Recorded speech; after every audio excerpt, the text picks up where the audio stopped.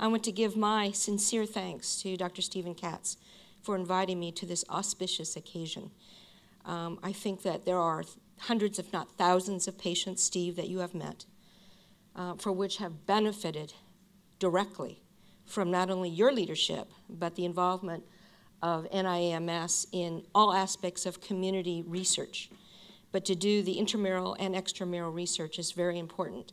And as a member of the advisory council at NIAMS, when you first came on, so we were sort of new together, it was the very first time that I, as a patient advocate, would sit in a room for days and days on end, including study sections, to hear about words that were far too long that I actually understood, but began to get it, and actually began to understand the strategic value of my role as a patient advocate in these intense research meetings. And so I take my role as a patient advocate very seriously. What I'm tasked here today is to give a little bit of my own personal story. I've met many of you today who've said you've heard me speak before, so if some of this sounds redundant, it's because the redundancy is just that, but really drives a certain point. And in fact, when I've had to call up some of this information, actually brought tears to my eyes. When NIAMS, as Steve says and insists that we say, NIAMS was started in 1986. That was the year, because of rheumatoid arthritis, osteoporosis, and Sjögren syndrome, that I ended up on Medicare disability. It's a poignant year for me because not only was it the start of NIAMS, but it was almost like the government recognition of my downfall, which was very, very tough. So I'm going to share with you a little bit of that story. I first have to start out with my ancestors. I come from a family, now all of you think that I look like that blonde beach bunny that you know that I am in California, but actually my roots are Chinese, very Chinese. And what you see in front of you are the cultural aspects of 4 generations for which I come. The most poignant for you to know about is that from my background, we do not talk about things for which are negative, for which things that are negatively impacting our lives. And so for me to reach out verbally and reach out in an arms open, help me kind of way, took a great deal of overcoming 4 generations of my history. You see that the men bow to one another and they speak to one another, but we women, 4+ generations ago, were sitting there very pretty in silence. And in fact, when I was diagnosed, no one knew about it, no one was told about it beyond my immediate family, not even my relatives. And it was actually one of my relatives, an internal medicine doctor, who diagnosed me with rheumatoid arthritis. Subsequently, I was diagnosed with osteoporosis, and then subsequent after that was Sjögren syndrome. So I want to stress the importance of our culture, because without our culture, we would not be. But with our culture, it prevents us from reaching out to get the kind of help that we need. It is the cultural aspects that I know that NIAMS takes very, very seriously, and in 2009 have been a very integral part of the participation of Dr. Katz's leadership in the multicultural outreach, of trying to reach out with the information dissemination of what goes on at NIAMS to the rest of the community, but being very mindful of the cultural differences and the cultural sparks that either prevent us from getting together or that move us to get together. So, still looking very much the beach bunny blonde, 18 years old was when I was diagnosed, at the height of my ability to reach out as an individual. I was on the high school debate team, which is very different for an Asian person to do. It seemed like everything about me up until the age of 18 was about trying to overcome 4 generations of ancestry that said, keep your mouth shut, honey. And so I did that. And I had the honor of being a queen, which is very anti-Chinese. We don't acknowledge those kinds of things. So it is with great consternation that I actually share that with you, but you're not allowed to tell anybody. But what happened after that, after I was diagnosed with rheumatoid arthritis, was that in a very short period of time, I became that typical statistic. I ended up within 6 short years of diagnosis, not only in the hospital for 93 days, and you can see that some of the lengths my friends would go to arm my mother and my father and me with purple hair to make me laugh, because laughter was not a part of it. What we have not talked about so far is pain, and the role of pain in preventing us as patients and patient advocates from reaching out to get the kind of help that we need. I know that pain prevented me from doing so many things, not only walking, but talking. And it took 5 years of being in a wheelchair. Yes, rheumatoid arthritis from a very short period of time had me as one of those typical statistics that within 6 years of diagnosis, I ended up not only in a wheelchair, but not able to work. And at a young age, when I was supposed to work, and all of my expectations of my family and friends were to work, it was a tough haul. And so depression was a very big part of my life. Pain was even a bigger part of my life, because that prevented me from reaching my face to eat. It prevented me from walking the few steps I needed to walk to go to the bathroom. It prevented me from reaching out to ask the kinds of questions I needed to ask. We talked about immunology, and I can tell you that this is the perfect picture of immunology at home. How not to share or spread any kind of bacteria or disease with someone who's on an immunosuppressive drug. And my family, it took a while for me to educate my family about making fun and not making light of, but really enjoying doing the kinds of things that I needed to do to keep healthy. And so when I had to wear a mask because of taking immunosuppressive drugs, again, a benefit, an extended benefit of the work of the NIAMS, everybody in my family put on the same mask. So it was really great that we all looked like this, even during Christmas. And anybody who came over to our house looked like that.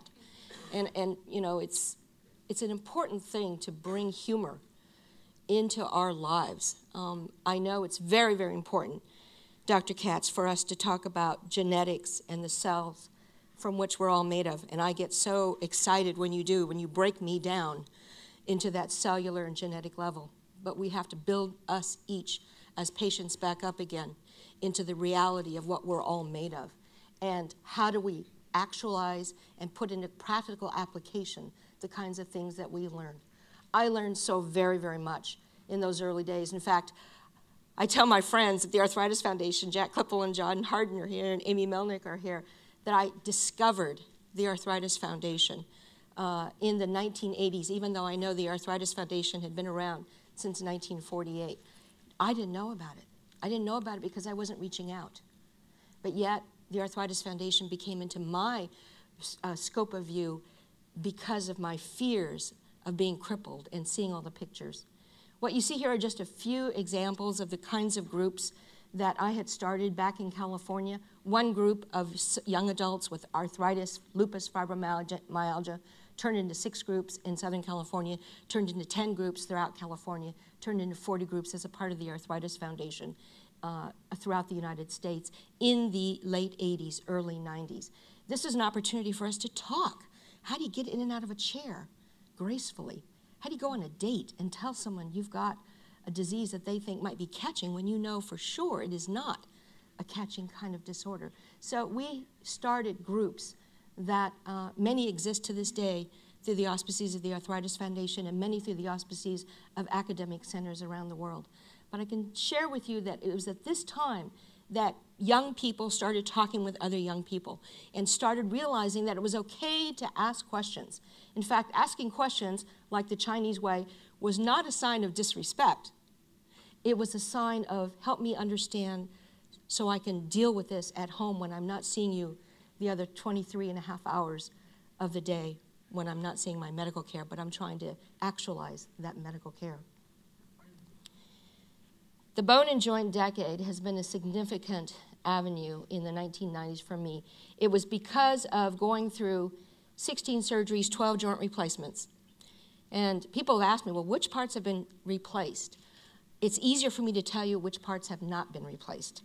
I can tell you that my hips are my original equipment and my ankles are my original equipment. You put the math together. I've actually had to put the math together.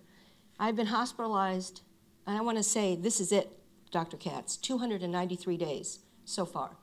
And I want to stop there. I want to stop there because the investment in this body of genetics and cells has cost about $250,000 to get me to stand upright in front of you. I'd say that's a good investment.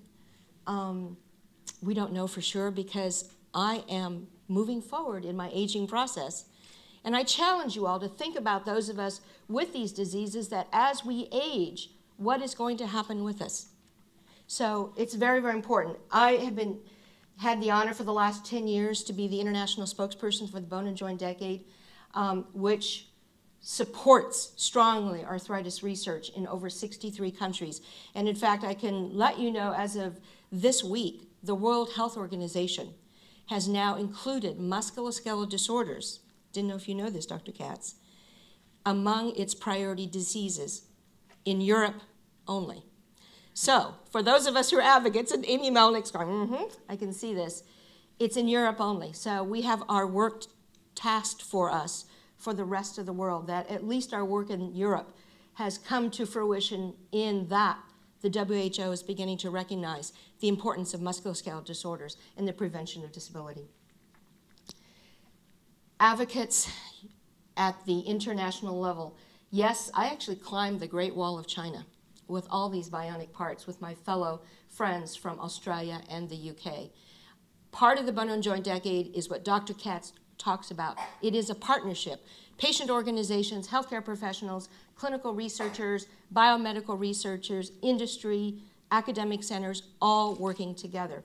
And one of the things that I have been a strong advocate about is the engagement of patients at the research level. And that sounds really bizarre. We're going to study you. We don't want to talk to you about your cells. But I would propose to you that when you engage us in the development of research design, we will open your eyes in ways that I think that you will find very beneficial. We are doing this through outcomes measures in rheumatology, in the OMERACT process, and I'm delighted to be participating at that at the international level in defining FLAIR. The Arthritis Foundation has been a very big part, and here are my support group friends in doing the arthritis walk, all ages, all sizes, in chairs, out of chairs, even the animals. The Arthritis Foundation has been my family, just as NIAMS is my family, and the National Institute of Health as a member of the Council of Public Representatives with Dr. Francis Collins is a part of my family. We all work together. I'm very proud of this. I actually climbed a 40-foot rock mountain. Now I can tell you with no artificial hips that was possible. But with artificial fingers, it was not as possible. And any of you who've actually climbed a wall will know that at the very top there's a little button. And when you hit that button, it signals to everybody about 2 miles away that you've actually reached that top. And it was such a momentous moment for me that this is the epitome of defying disability. I can say that in 1999, I wrote a letter to Medicare Disability asking them to stop paying my monthly stipend for being disabled. And when I shared this story with former Secretary of Health and Human Services, Mike Levitt, he said to me, Amy, I think you're the only person who ever wrote that letter. And they took that money away very quickly, I can tell you. So I had to start making money. But I want to close with a couple of things. One is I had the great honor of carrying the Olympic torch because of my work in the community on patient advocacy. And it is about family support and patient-centered care that I present this to you. But I also want to present to you an opportunity where things like prednisone, joint replacements, things like methotrexate have all helped me get up and walk again. And I know that that continues. I was able to carry the Olympic torch with great honor, but more importantly, I had the family support. But more importantly, it's about NIAMS. So I ask you to work together, work with us, create that leadership team because it is about the world. It is not just about the United States. As Dr. Collins tells us, what we do in the United States has a leadership role in the world. And so I encourage you to think broadly and engage patients at all levels of research. Thank you very much.